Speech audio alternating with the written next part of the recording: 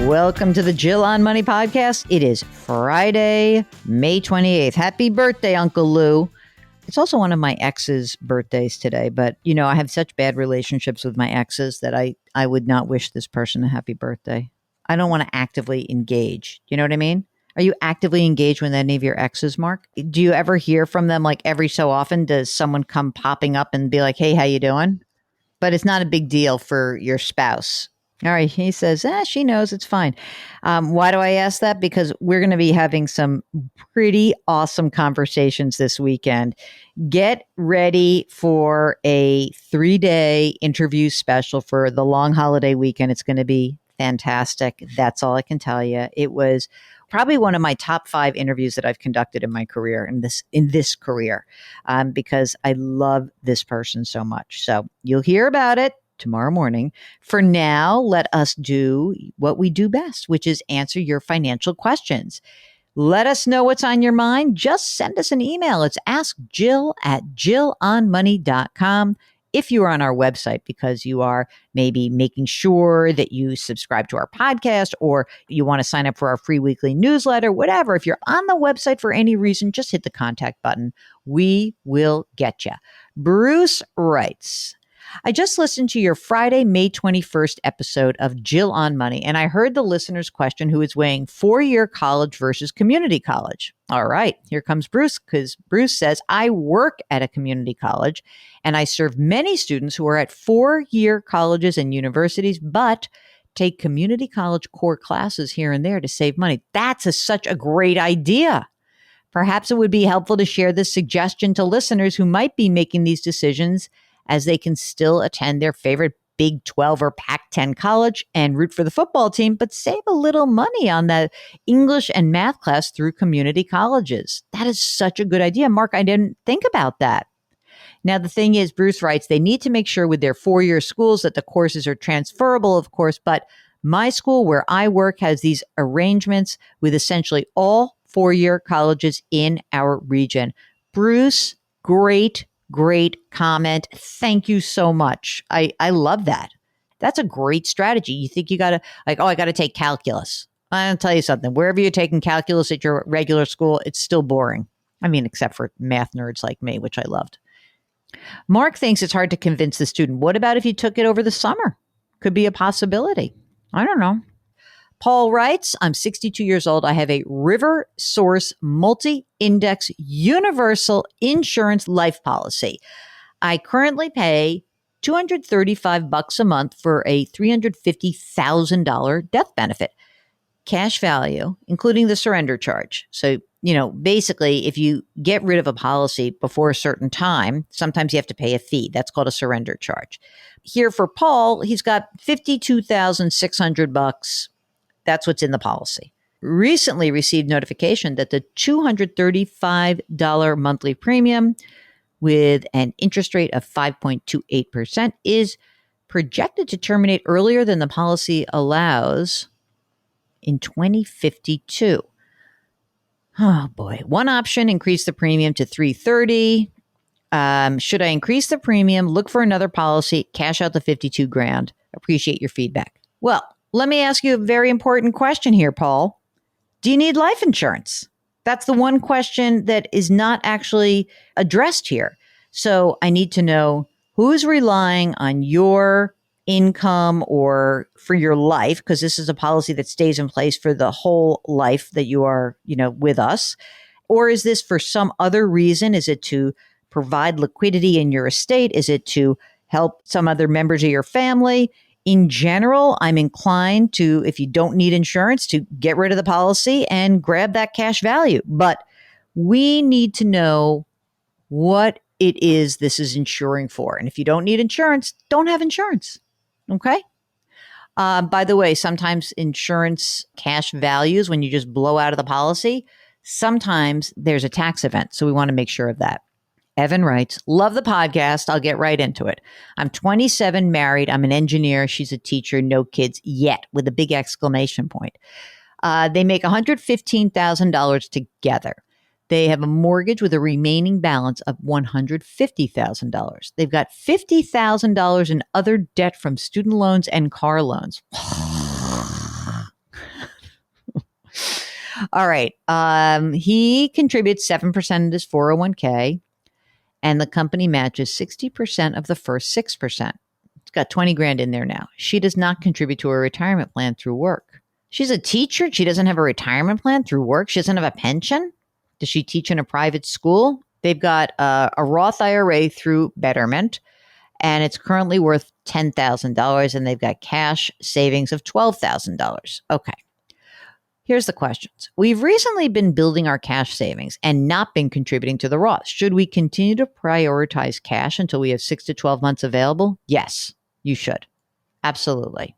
Okay. So, yes, the growth of a Roth is great, but let's get your safety net in place. Then you can go back. Would you recommend building up the cash Roth over paying off the non-mortgage debt? Here's what I would do.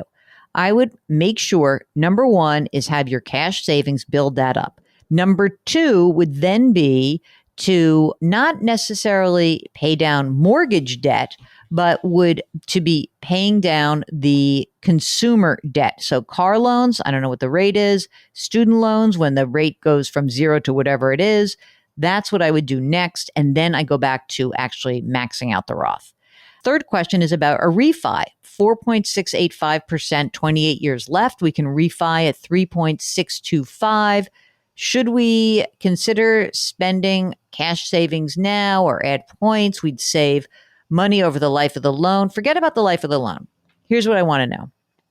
How long are you staying in this house?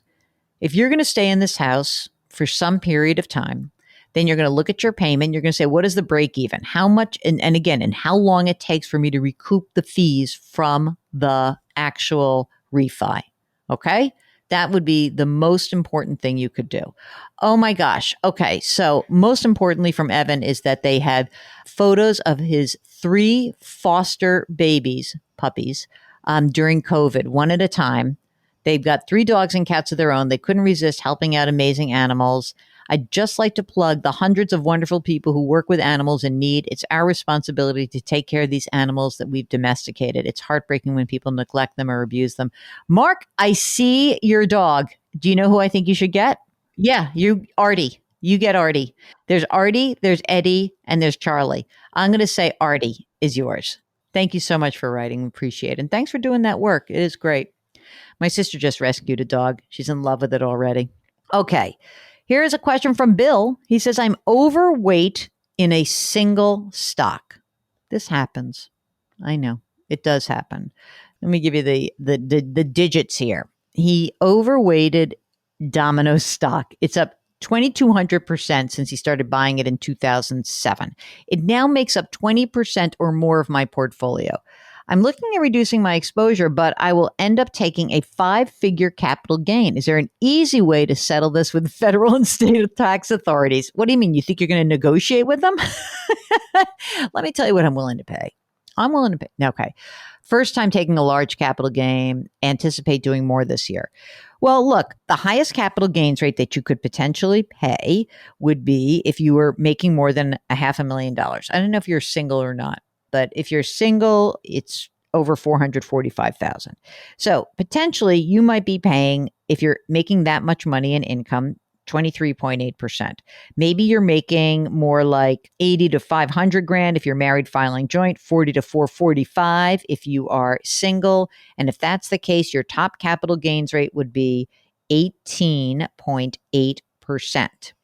All right. And that's not a lot. So forget about negotiation. Just do it. Just pull that back so it's, no more than 10% of your portfolio. And that's what I would do. That's an excellent point. I've forgotten my great advice. Unless you're charitable and you want to use a donor advised fund, gift the stock into the charitable fund, and then you will not have to pay capital gains at all, but you do have to give it away. So I don't know if you need the money to live on or not, or if you need the money as part of your overall retirement or any other savings plan. You didn't tell us too much about yourself, Bill, but if you started buying this in 2007, I don't know how old you are, but maybe you need this money. But if you don't, and you are charitably inclined, go for it. Kathy says, I'm planning to refinance my house. The current rate is 4.125%. and I can refinance for 3% or less. I'm going to roll the closing costs into the new mortgage, plus the cost of some home improvements that would drain my savings if I paid outright. I can't decide if I should borrow for a 20 or 30-year term. Right now, I've got 20 years left to pay on my current mortgage, but that lower payment on the 30 years is tempting. Okay, I think it might make retirement more affordable. I'm turning 60 this year. I would like to retire in 5 to 6 years. I'm divorced, so I have to give my stinking ex-husband part of my pension. Should I borrow for 20 years and pay less overall 30 years and ease my monthly budget? What do you think, Mark? You want to do 20 or 30? I think 30 and a peace of mind as well. I think 30, even though there's no way you're going to have this mortgage for 30 years. Okay. But I like a lower amount that gives you flexibility. It's about options and control and flexibility. And I think the 30 will give you more of that. If there's something we're missing, absolutely let us know. But otherwise, I think you're in good shape. Okay. All right, that's it. That is the program. As always, we would like to ask you, if you wouldn't mind, to leave us a review or a rating. Mark says it helps. And pass this podcast along to somebody who you think might benefit from it. You can just actually send them to our website, to JillOnMoney.com, because right there on the front door, we have a link to be able to subscribe to Jill on Money. You can get us wherever you get podcasts, wherever it is. Last day that I'm saying it. Wash your hands, wear your masks, maintain your physical distancing, do something nice for someone else today. We'll talk to you tomorrow. Thanks for listening.